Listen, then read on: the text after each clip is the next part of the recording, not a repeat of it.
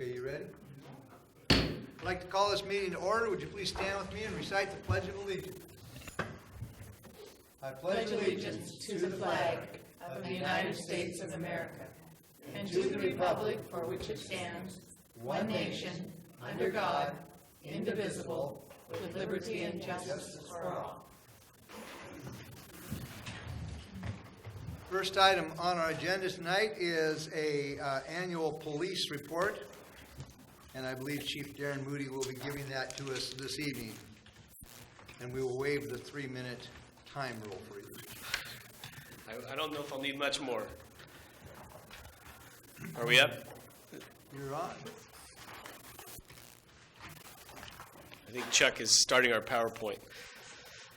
We had some good news to report in 2015 and some challenges we'll face as we move forward in 2016.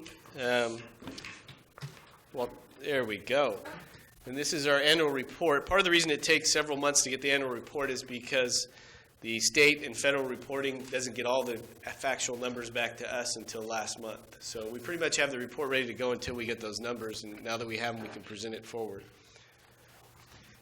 This is just an overview of the calls for service.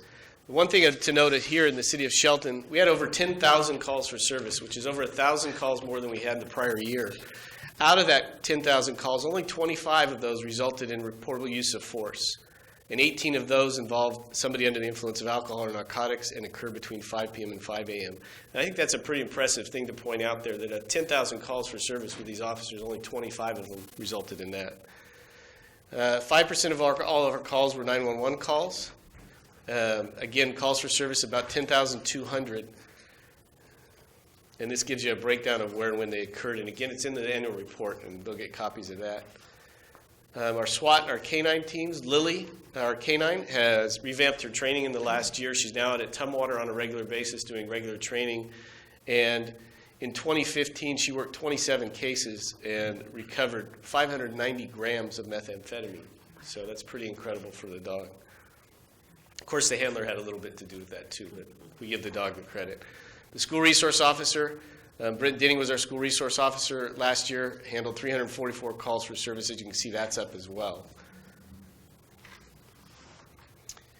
Here's our NIBRS reporting, our National Incident-Based Reporting System. The unique thing about NIBRS is it doesn't go on just one call or one incident. If we have an incident and it has several crimes involved in it, each of those gets reported. So sometimes it gets the illusion that we're reporting all of this crime, when actually one incident, it could be a car theft, a robbery, and a pursuit, all get reported as individual crimes in that through NIBRS. The positive thing we look at here is in 2015, we had an incredible drop in a few categories, and we had some increases in some that we're working on still. Our aggravated assault increased a little bit. I don't look at the percentages because with small numbers like this, the percentages look incredible. But if we had 8 more assaults than we did last year, or in 2014, we attributed most of that to domestic violence. If we look at people and property crimes in this, you can see we had 73 less burglaries in the city of Shelton in 2015 than we did in 2014. And 53 less thefts. So our property crimes, we put a big dent in them and with all the stuff we did on the streets in 2015. Our drug and narcotics violations, as you can see, we had a little bit of a drop in that, but at the beginning of the year, we did a warrant sweep with the sheriff's office and some other things out there focused on some of the narcotic use, which we feel dropped most of our property crimes throughout the year. As you can see, heroin almost doubles every other drug of use in this city. Vandalism, we saw a little bit of an increase in vandalism in 2015. The good news is in 2016, we're seeing less this year than we did in 2015. As you can see, the weapons of choice are usually hands and fists and feet in any of the assaults we've had in town. Motor vehicle thefts. We put a significant dent in motor vehicle thefts in 2015. However, we're seeing this increase in 2016 as our surrounding counties in the area.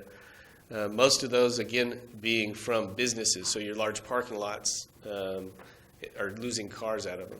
If you drive a late 90s Honda, get a club, get one of the locks that you can put on that Honda, because typically the Hondas are the most stolen cars that we've seen this year and last year.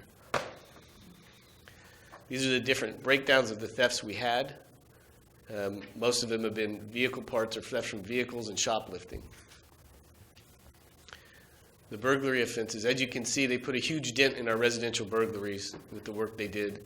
The shoplifts, the commercial burglaries increased slightly, but the other burglaries dropped dramatically. And these are our employees of the year for last year. We had Mark Hinton. He had more DUIs than anybody around the county last year. You mean he arrested? Okay, let me clarify that. Yes, he was not arrested he made the arrest for DUIs. And as such, we used our DUI enforcement money that we had saved up when we bought our new vehicle. We put DUI on it and gave it to the Officer of the Year last year. So he's driving that car around. Our reserve officer, Charles Taylor, is now a provisional officer with us, filling a spot until we get a permanent employee on. And Sarah, who creates this annual report every year, was Employee of the Year last year. This is some of the stats on our alarm letters, records checks. As you can see, you have your records checks increased dramatically, and the reports processed. That's quite a bit for those two young ladies up there to work on every year. I think that'll do it. So that's just a quick snapshot and overview. If I can give you just what we've noticed this year. We had less stolen cars last year and the rest were up. However, in 2016, the increases we're seeing now is motor vehicle theft. Again, I said old model Hondas are the ones that are typically being stolen. In February of 2016, this year, we took 98 more police reports on swing shift alone than we did in February of 2015. That's one shift took 100 more police reports, and that's reports. That's not just the calls for service. That can tell you how our calls for service are going and what we're seeing this year in 2016. And our calls for service have increased by 50 in the first 2 months of the year as I wrote this one. Detectives have been clearing our backlog cases, and they've written more search warrants in 3 months than we did in all of 2015. So they're moving forward with that. So we do have some challenges we'll face, of course. MACECOM has stopped entering warrants, so now warrants have fallen on us for the court entering warrants. We have a new part-time employee that is helping us take care of the warrants and getting that taken care of. And we're moving forward on Neighborhood Watch. We have 2 recognized. The third one just called me up today, and we're looking for anybody who had or would be interested in starting a Neighborhood Watch in their neighborhoods to give us a call, and we'll be happy to come out and set it up for them. That's all I have, unless there are any questions. Any questions? Did you say Honda is the number one? That's what we're seeing in this area, yes. I have a 92 Honda that sits in front of my house. It doesn't run. Why hasn't anyone stolen it? Probably because it doesn't run. It's sitting there. Most of what we're seeing is not the cars being stolen for stripped or parts or stereos, as you would typically think of. Most of them are just being used for transport. Thurston County has its own auto theft task force going on over there trying to combat what they're seeing over there. But a lot of these we're recovering either locally used as transport or over in Thurston as transport back and forth. So are those cars just easier to steal, or what is the reason? That's my understanding. I haven't tried, but my understanding is they're easier to steal than your typical car. Okay. Well, I would say that from people I talked to, you're doing a great job with your department, and we thank you very much, and hope that things keep moving in a positive trend. Thank you. Thank you. Thank you. Next is our commission weekly reports, and so Commissioner Moore, do you have something to report on? I do. Last Friday, I went on the annual tour with the Peninsula Regional Transportation Planning Organization, and we rotate between the 4 counties that my group is made up of. And so this year, the tour was in Kitsap County, and part of the fun of going on this is going to see the projects that are planned or underway or have been recently completed in the counties. And we started by going to an amazing stormwater retrofit project, which was actually a community park in Manchester. It was really attractive, really interesting. I have some pictures, and And then we went on and we saw a new transit center, and we went and saw a new bridge, which will be opened within the next few months. So one of the things that I was encouraged by, it's fun to see all of this new infrastructure being added, but also it seems that it isn't unusual for these projects to take way, way, way longer than you anticipate. And so it was a good opportunity for me to see what other counties are doing, and I really enjoyed it. It was great. Got to go on Kitsap's foot ferry between Bremerton and Port Orchard. So I did that last Friday. Today I had a meeting with, a briefing meeting with the county commissioners regarding the fund allocation for our housing dollars. And so that was a good opportunity to talk with them, talk about ideas for what the city can do, what the county can do as we're moving towards providing more housing. And so it's good. We had $455,000 to distribute, and as difficult as it was, we chose the areas that we thought it could do the most good. It was a very diverse group, so it was very rewarding to do that, and nice to be invited to report with the county commissioners. So this week, I will be attending a conference, the Association of Washington Cities Conference, and that's it. Thank you. This week I also will be attending the conference in Everett, the AWC conference. I'll be there, leaving tomorrow, be back Friday. And tomorrow afternoon, I will be doing a ribbon cutting for a business relocation. On Wednesday through Friday, I also will be attending the Association of Washington Cities annual conference, and looking forward to sharing ideas with other legislators and councilmen across the state of Washington. So that completes our weekly commission reports. Next is a general public comment period, and we are open to receive those names. First up is Mr. Randy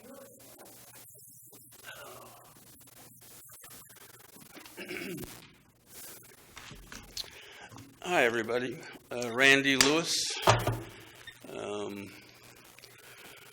I wanted to talk about this debt thing for a moment. I've got a copy of what Pete had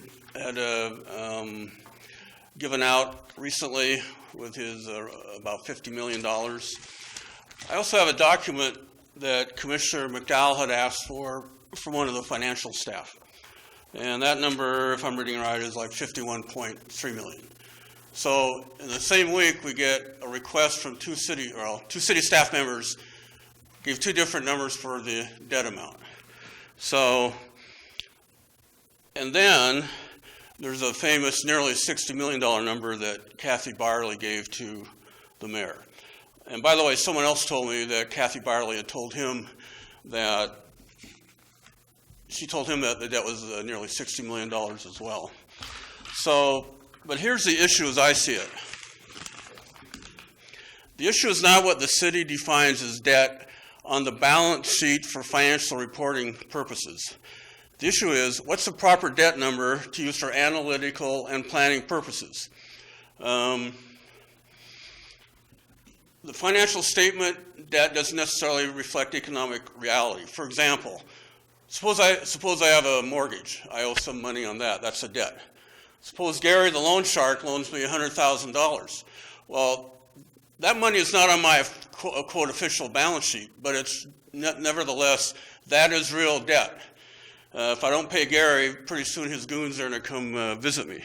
So the decision maker wants to know, what is the actual economic debt that has to be managed? What is reality? And in my humble opinion, that is a question Kathy Byerly tried to answer. In my opinion, if you're losing the balance sheet and not including everything, not only are you not thinking outside the box, you're trapped in the box. I thought that was a cool saying, so I threw it in there. The citizens expect transparency. I thought Pete's document was a great start. because it was a documented thing where it says, this is what I think the debt is, this is the components of it, this is where I got it, and so forth. And in my opinion, the commission should direct the new finance guy, and by guy I mean man or a woman, to flesh out a more detailed and complete version of a display of what Shelton owes, and then update it periodically, monthly, quarterly, whatever you want.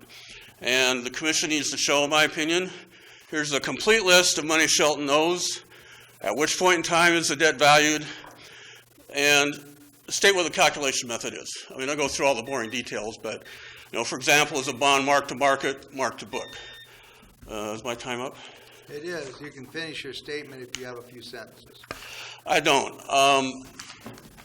I'm allowed to come up in a later session and finish, right? Yeah, if you want to do it, we allow Yeah, people because to it's come going to back. take. It's going to take much longer. So. Very good. Thank you for your Sure. time. I'll be back later. All Come right, in. we have a second opinion later on. Next is Mr. Michael.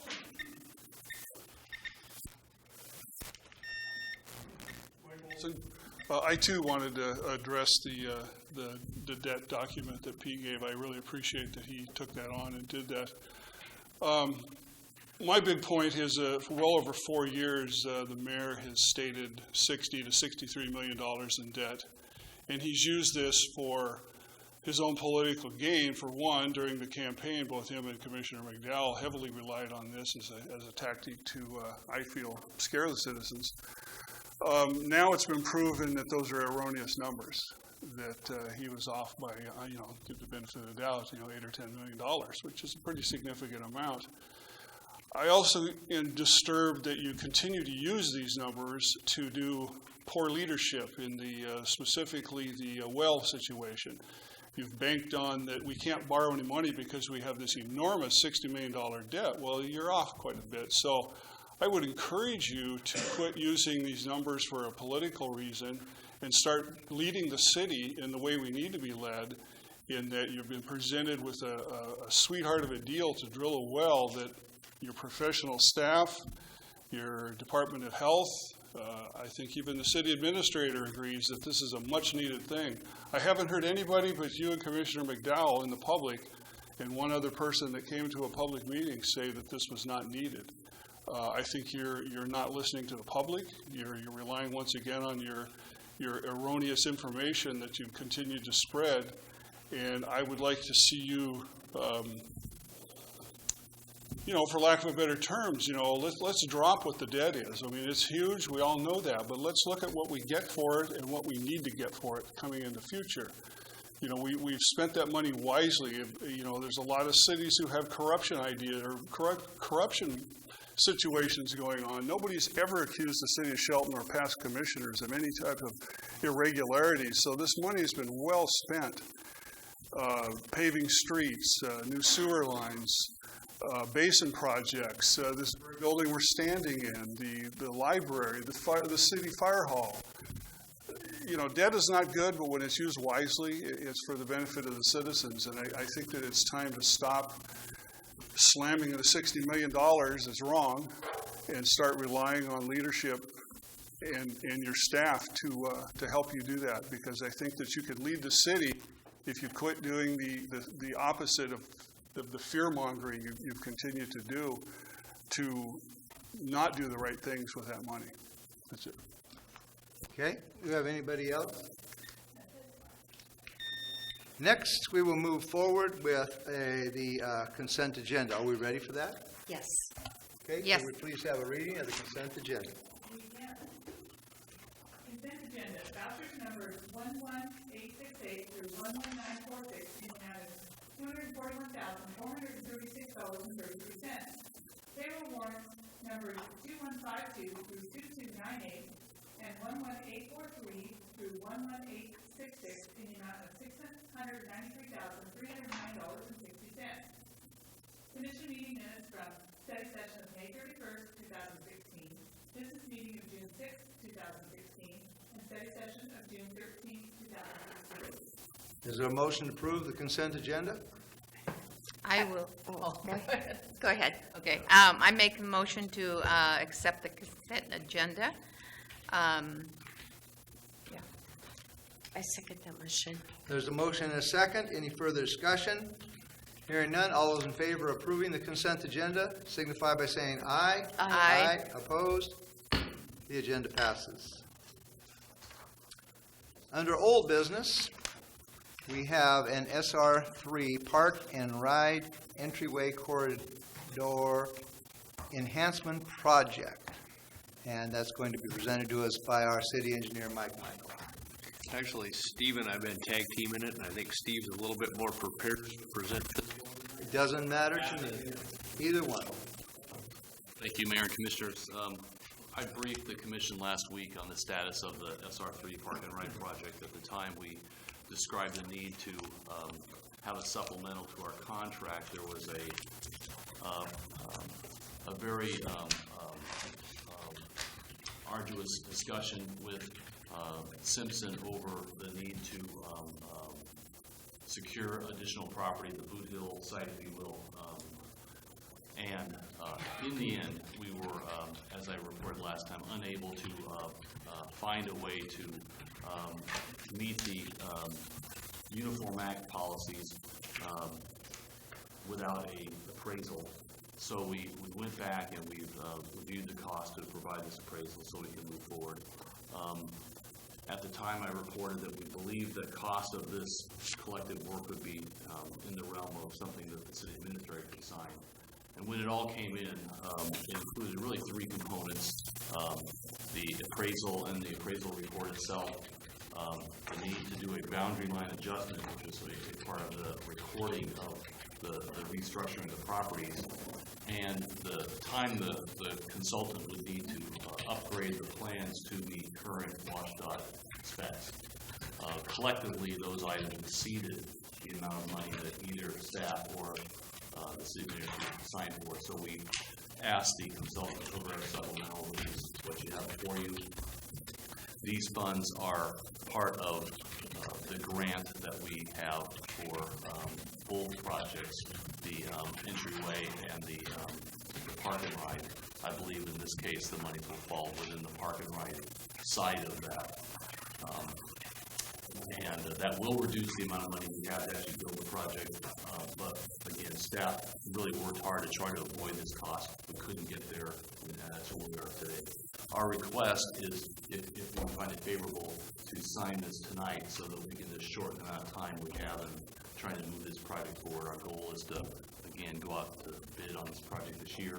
So another week would be saved if we could get that approval to move forward tonight. Any questions or comments? I have a comment. This is a project that we've been talking about in the city of Shelton for at least 25 years. And I think you guys have done a phenomenal job in trying to get over the hump, and I have no problem in signing and giving you the extra help you need to get this project to move forward. So, if there's any other comments, it appears that at this time we need to have a public comment on this proposed action item. So if anybody from the public wants to talk about this, they're free to do that at this time. If you're not, then what we'll do is move forward and see if we concur with this motion. We need to make a motion, I believe. So I would request a motion. Okay, I move that we authorize the mayor to sign the supplemental agreement number 4, adding the additional scope of work to the contract with KPFF to allow the completion of design and permitting as needed for the SR3 Park and Ride and Shelton's Point Entryway Corridor project, and authorize the city administrator to make any budget modifications necessary. Good job. There you go. Good job. Is there a second? Is that- I second it. Okay. Yeah. There's a motion and a second to approve this request. And all those in favor signify by saying aye. Aye. Opposed? It passes. Thank you very much. Next is an item under new business, and that's talking about our Railroad Avenue Corridor Design Consultant. And again, this is Mr. Steve Goins going to present that to us. Thank you, Mayor and Commissioners. As some background information, last year, the city was the beneficiary of a grant for our economic stimulus that was led by Senator Sheldon. We received some of that money, and there was 4 projects identified that we utilized that money for. One of those was a study of the Railroad Avenue corridor. The overarching objective was to try to design some enhancements along Railroad Avenue, which is a prime gateway into the community. We believe that not only would this improve our mobility for both cars and pedestrians, it would improve the aesthetics as you come into town. We had an opportunity to secure some right-of-way, which has long been an issue in trying to make those improvements, so the timing was very good. We received some proposals through our RFQ request, and I believe I included in the packet one of those, which was the Studio KPG submittal. We received 5 very good submittals. It was actually a pretty tough decision, but in the end, we felt that Studio KPG would give us the best opportunity to go after grant funding once we had a design in place. And, they really feel like, conversely, that they're a good match for this project. It's the type of thing they do well, so we think we made a good selection. Our request is to have the commission authorize the mayor to execute the contract and commence this work. And the good news is we have grant funding to pay for this work, and we have the time to get the work accomplished. It's just one step in that process to move this forward. I think that concludes my report. Any questions or comments concerning this? I like it when he says we have the money. Oh, yeah, that's what's beneficial. I was really impressed by the proposal and their projects that they gave us examples of, and I'm very happy to move forward with this, so I support this very much. And I'm ready to make a motion if we need a motion. I don't think we need one. What I'm seeing here is we're just going to go ahead and put this on the consent agenda if we concur. Is that correct, Mr. Jones? Yes, we can place this on the consent agenda. Okay. So, let's place this on the consent agenda for June 27, 2016, authorizing the mayor to sign and the city administrator to make any necessary budget modifications. Thank you. Next, item number 2 is Mason Transit Authority's Low-Impact Development Parking Lot Grant Agreement. And at this time, it'll be either Mike Michael or Steve Williams-Stockton. That one would be me. There you go, either one. Thank you, Mayor and Commissioners. This project's kind of been a long time coming. This was a grant that we submitted about a year ago on behalf of it for a demonstration project in the old Radix dentist office over here next to the Community Transit Center. We were given the grant about 9 months ago, and it's taken this long for Department of Ecology to finish the agreement process and get us a final agreement for signature. What we have before you this evening is that agreement. There was noted late today one small, final tweak that about 10 sets of eyes had missed in it. We identified as Main Street in part of the description that we don't have. So I have a clean draft with that correction that just showed up about an hour ago. So when this is all done and approved, we'll actually sign the final version. Basically, this is a no cost. The city is passing through this funding to MTA with the support of Mason Conservation District doing the design work.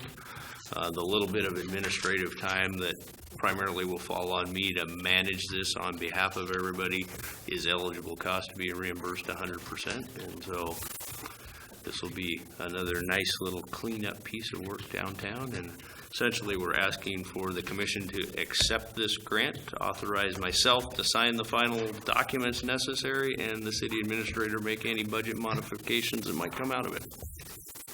Any questions or comments? I like it. Looks good. Okay, so what we'll do is concur to agree with staff's request to place the MTA parking lot grant agreement on the consent agenda for June 27, 2016, authorizing the city engineer to sign and the city administrator to make the necessary budget modification. Thank you. Thank you. Item number 3 is it's a contract, and it's concerning our Director for Financial Services, and we're going to be presented this to us by our interim city administrator, Pete Butkus. Thank you, Mayor and Commissioner. First of all, let me emphasize this particular action you're requested to pass on tonight has not quite met the 3-touch standard. It's only met 2. And what I'm asking for that action based on the fact that it needs to move forward rapidly so that we can have the process well underway. And the new city administrator is targeted to come on board August 1st. That's a soft date to finish the process and hire the first department head of that person's tenure. This is a contract for professional services from Proffman Incorporated. The Mayor Proffman has recently completed the city administrative search process and other professional workforce.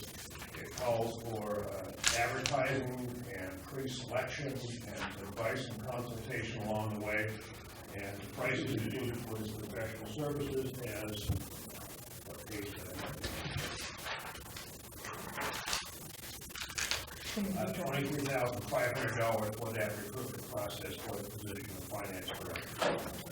So I'm certainly happy to respond to any questions. I ask for your results and tonight having participated once previously instead of 23, so we'd like to move ahead with the project.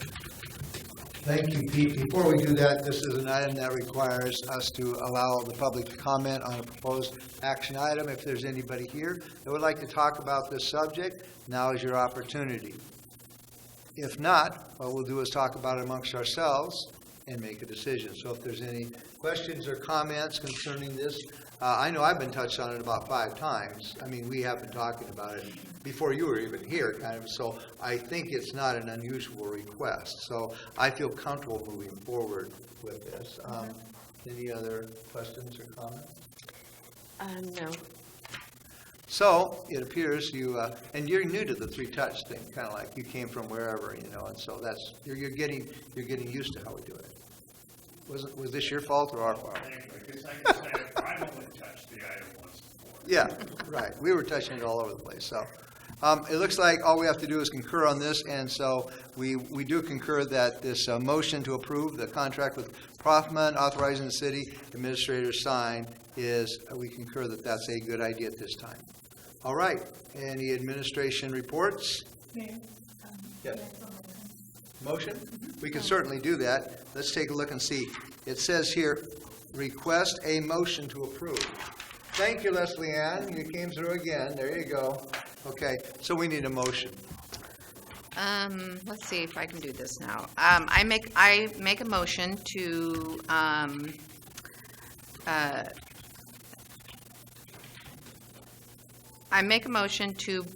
get a Proffman contract for the Director of Financial Services. Authorizing the administrator. What? Sign. Authorizing Oh, the city authorizing the city administrator to sign. Is there a second?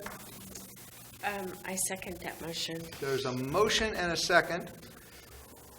And any further discussion? Hearing none, all those in favor signify by saying aye. Aye. Aye. Good job. Thank you, Leslie Ann.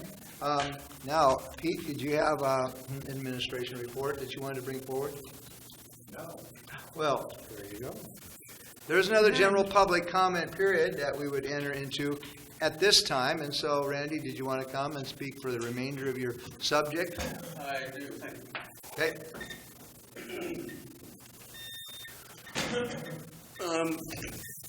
As good as Pete's paper was, I would challenge the notion that it's proof that the debt's only $50 million. My perception is that the numbers included are sort of a narrow regulatory definition of debt.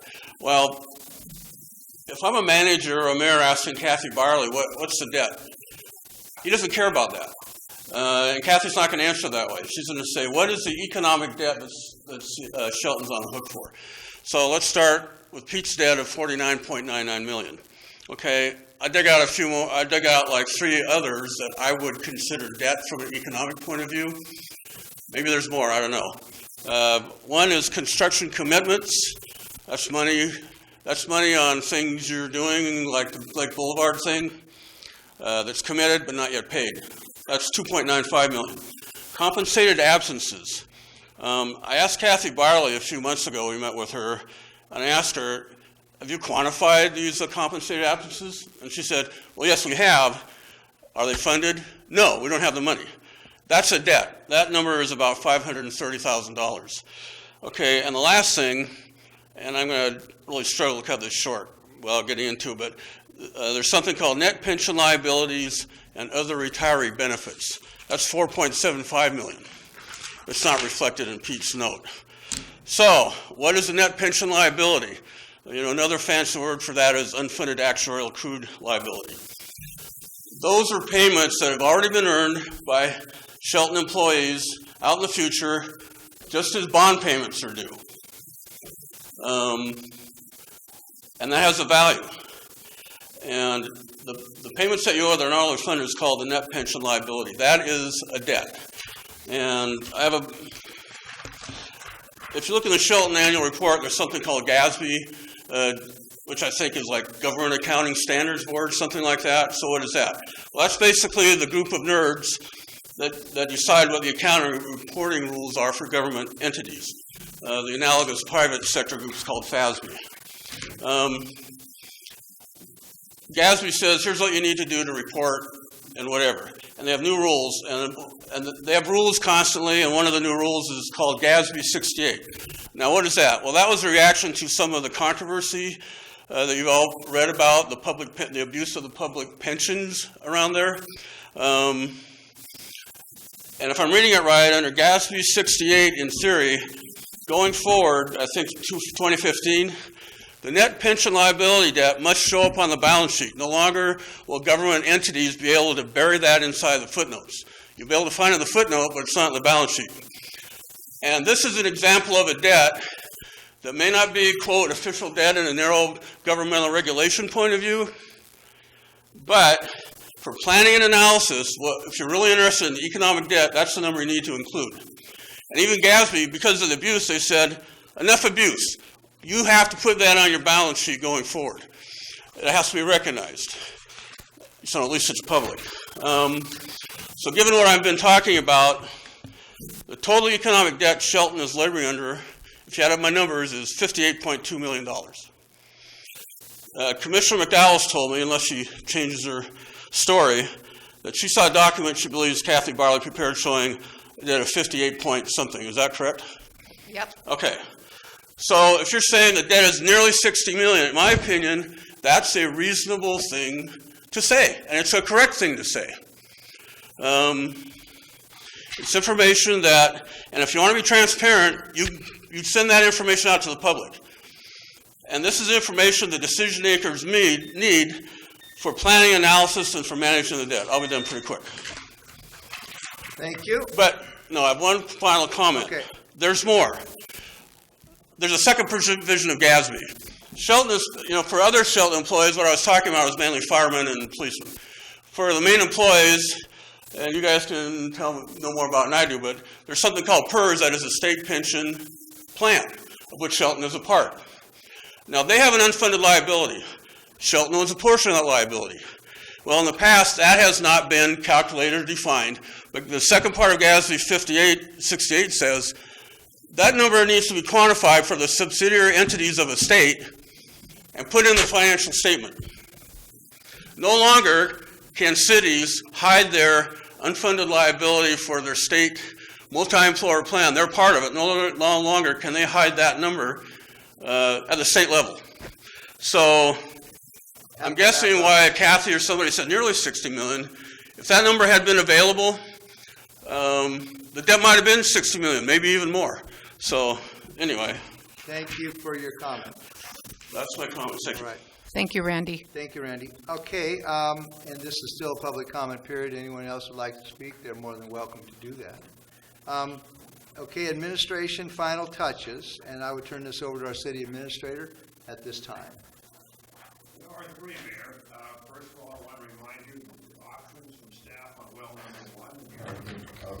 investments in the community water system coming to you on July 5. I think you'll find those most interesting. 2, I'll call attention just once again to your looking ahead schedule, which gives you an idea of some other upcoming items. And last, beyond that, I have no announcements or final touches. All right, any other? Yes. Next week, a representative from the steering committee of the downtown visioning project would like to come forward and do a brief presentation. I believe that will be one of the co-chairs, likely Melanie McCullough. That should be next Monday. Okay, any other administration final touches? Seeing none, our next meeting will be Monday, June 27th, 2016 at 2 p.m. in the afternoon. This meeting is adjourned.